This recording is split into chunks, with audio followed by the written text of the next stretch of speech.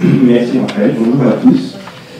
Oui, donc on avance, on va partir du principe que vous avez donc monté un site qui est hébergé, qui tout le monde, vous pouvez envoyer des mails, vous allez commencer à vouloir créer du trafic, et vous allez vous poser la question de mesurer l'efficacité du trafic que vous allez pouvoir créer sur votre site. Donc vous allez arriver dans ce qu'on appelle vulgairement le tracking. Et qu'est-ce donc le tracking? Sur le tracking, c'est une logique qui est apparue il y a une quinzaine d'années au début de l'Internet, quand les premiers annonceurs du web ont voulu comprendre ce qu'il advenait de l'argent qu'ils donnaient aux régies publicitaires, un peu plus tard à Google AdWords, etc., etc. Et en fait, si on regarde la définition du tracking, c'est en fait l'analyse du parcours des internautes. L'objectif, c'est de comprendre tout le cheminement qui va amener un internaute à réaliser ce qu'on va appeler une conversion, une transaction. Donc dans le commerce traditionnel, ça va être généralement un achat ou le remplissage d'un devis qui va se conclure ensuite par un contrat offline. Ou dans le cas, ça peut être par exemple le fait de faire un don ou le fait de s'inscrire à une newsletter dans un premier temps. Donc l'objectif, c'est de comprendre ce que va faire l'internaute. Si on regarde avec un exemple d'un site d'e-commerce, tout ce que va pouvoir faire un internaute avant de réaliser un achat, on va s'apercevoir que c'est relativement long et complexe. Si on imagine un petit site web au milieu qui est Mellook, un site d'e-commerce dédié à la mode masculine, on a une petite internaute à gauche. On va dire que Mellook achète de l'AdWords comme tout le monde à Google. Donc l'internaute un jour va taper une requête que j'ai du mal à lire, on va dire qu'il s'intéresse à... Il cherche un produit de prêt-à-porter masculin, il va cliquer sur AdWords, il va arriver une première fois sur le site, il va regarder, ça va pas le passionner, c'est le parcours du consommateur traditionnel. Ensuite, il va voir une publicité sur Le Monde pour le site concerné, il va retourner sur Google, retaper une requête, il va de nouveau refaire un clic. À chaque fois, tout ça fait nous génère des petits points de contact, puisque l'internaute, à chaque fois, fait un clic ou même un mot publicitaire, et puis ensuite se promène sur le site. On va voir ensuite comment, en tracking, on exploite ces données. Donc là, dans les chaussures, je vous passe. Il peut même aller au magasin, et là, il fait un achat avec une carte de fidélité pour le remonter en CRM du client. Je passe rapidement. Puis, voilà, de fil en aiguille, le consommateur va faire différents clics, recevoir une newsletter, voir des bons de pub, etc., etc. Jusqu'à par exemple mettre un produit en panier, c'est-à-dire aller juste avant la phase d'achat, puis va retourner sur un comparateur de prix, etc., etc., jusqu'au moment où il va acheter son produit, ou chez vous, s'inscrire à une newsletter, ou faire un... L'ensemble de tous ces petits points de contact, c'est ce qu'on va vouloir réaliser en tracking.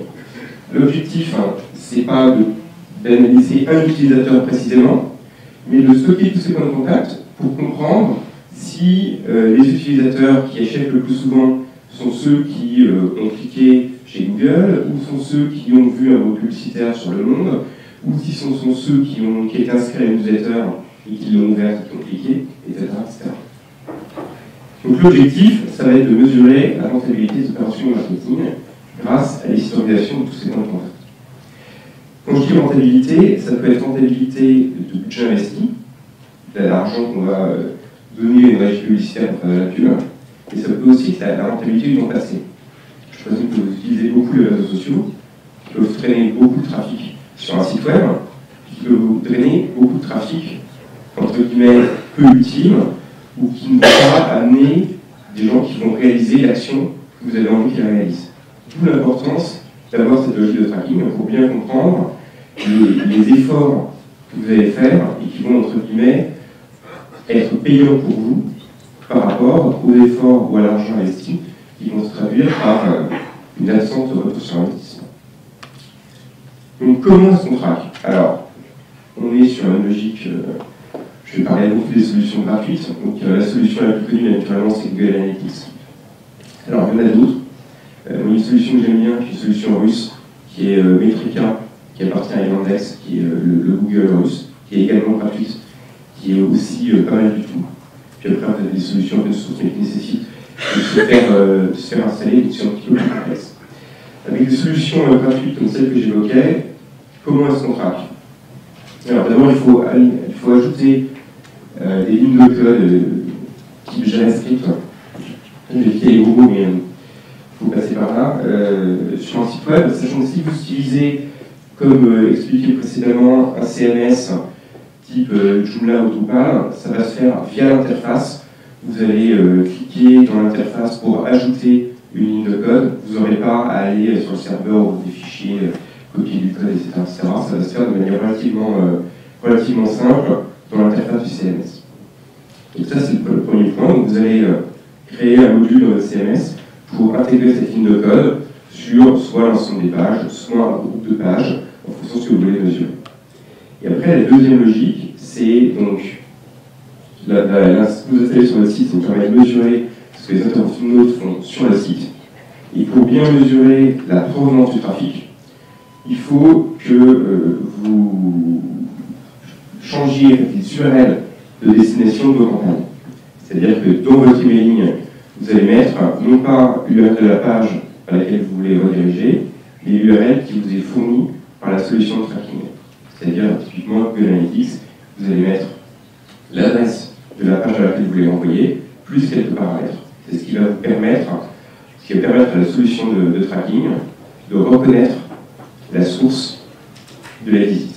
C'est un point important. Une fois que vous avez fait donc, ces deux petites manipulations, ça se fait vraiment bien, vous allez pouvoir traquer toutes vos opérations. Alors, il y a tout ce qui est référencement naturel, donc SEO, va être traqué de manière entre guillemets native par une mécanique que je passerai sous silence. Par contre, tout ce qui est SIA ou SIM, les achats de sponsorisés type AdWords, les achats de bannières en display ou affiliation, il va falloir justement vous générer ces adresses. Et ensuite, qu'est-ce que vous allez traquer? Vous allez traquer les clics, les visites, les pages vues sur le site de l'annonceur, éventuellement le remplissage d'un formulaire ou le fait que quelqu'un progresse dans ce qu'on peut appeler un tunnel de vente, qui peut être le tunnel pour réaliser un don par exemple, avec les différentes étapes que ça peut concerner.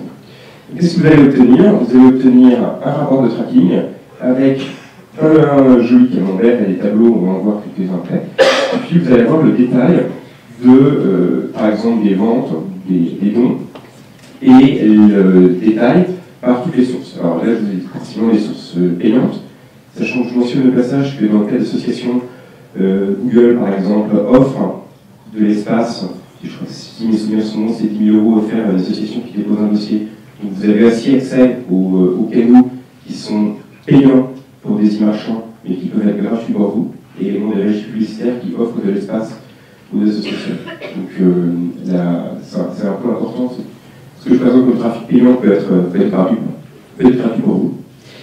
Et ce qui est important dans la logique de réflexion, et c'est ce que je veux vous montrer ce matin, c'est de bien comprendre comment on va analyser la façon dont l'internaute a progressé dans ces mécaniques. Là, par exemple, c'est un rapport où on va définir que la vente a été réalisée par l'internaute qui est venu par le dernier clic. Or, ce qu'il faut bien comprendre, c'est qu'un internaute va enchaîner les clics en venant sur votre site, va venir sur votre site plusieurs fois avant de faire quelque chose, et c'est un point assez fondamental. C'est-à-dire que si vous avez votre programme d'affiliation, vous pouvez imaginer un réseau social quelconque qui va faire venir l'internaute une première fois, il va s'inscrire à l'utilisateur, il va revenir en cliquant sur l'utilisateur, après il va passer chez Google, il va revenir sur votre site, on va dire que vous avez un deal avec Criteo qui vous rétarget l'internaute, il va revenir à nouveau, et à la fin il va taper le nom de l'association dans Google. Et il va venir faire chez vous un don de conversion. Le point, c'est qu'il va avoir enchaîné beaucoup d'interactions avec des leviers marketing, et en fonction de la règle d'attribution que vous allez avoir, c'est ce que vous pouvez faire par exemple avec Analytics ou quelqu'un ou d'autres solutions, si vous avez une règle du type j'attribue la conversion au dernier levier, votre outil d'analyse va vous dire que c'est le nom de votre association tapé dans Google qui a généré par exemple un don. Ce qui en fait est faux, puisque l'internaute aura fait énormément d'actions auparavant. Donc, je ne vais pas rentrer dans les détails compliqués. En fonction de différentes règles d'analyse que vous allez choisir, vous allez avoir une information qui va être différente quant au levier marketing que vous avez actionné, qui vous a généré une conversion. C'est un peu technique et compliqué. Ce qu'à mon avis, il faut que vous reteniez, c'est qu'il faut s'interroger sur les informations que vous fournissent les outils d'analytics que vous utilisez, pour bien comprendre que si la solution que vous allez installer vous dit que c'est votre nom tapé dans Google qui vous génère la majeure partie des interactions qui vous intéressent, type des dons ou des inscriptions d'utilisateurs, il faut penser à modifier le paramétrage pour aller chercher ce que l'internaute avait fait avant, puisqu'il est venu à réaliser l'action qui vous intéresse sur votre site en analysant ce qu'il a fait sur le site et ce qu'il a fait auparavant. Et je vais finir par 2 slides pour avoir un peu de temps pour répondre aux questions. Dans notre métier, il y a, ce qui se développe, c'est la logique d'approche contributive, où les gros sites e-commerce commencent à travailler sur ce type de mécanique, en disant que l'internaute a fait toutes ces actions, mais ils le mettent en regard de l'évolution de son profil, en disant qu'un internaute, il a d'abord découvert le site, et il y a un canal marketing qui lui a fait découvrir le site. Ensuite, il a consulté des offres, il a commencé une transaction, et il a terminé. Et à chaque fois, l'idée c'est de mettre en regard la progression de la manière dont l'internaute découvre le site, dans le cas présent d'un marchand, et c'est la même logique dans un site d'association, la manière dont l'internaute découvre le site, et le mettre en regard des leviers marketing qui ont été actionnés en amont, de manière à bien comprendre son cheminement intellectuel et pouvoir se focaliser sur les opérations marketing qui vont vous donner des internautes qui vont vraiment se mettre à découvrir votre offre, à la comprendre, et ensuite interagir avec vous. Donc à présent, par exemple, on voit que la partie de la visite générée par le lien sponsorisé n'a pas modifié le comportement de l'internaute, il a dû venir et il est parti dans la chose. Voilà, j'espère que je n'ai pas été trop long. J'essaie de faire la version courte. Est-ce que vous avez des questions ?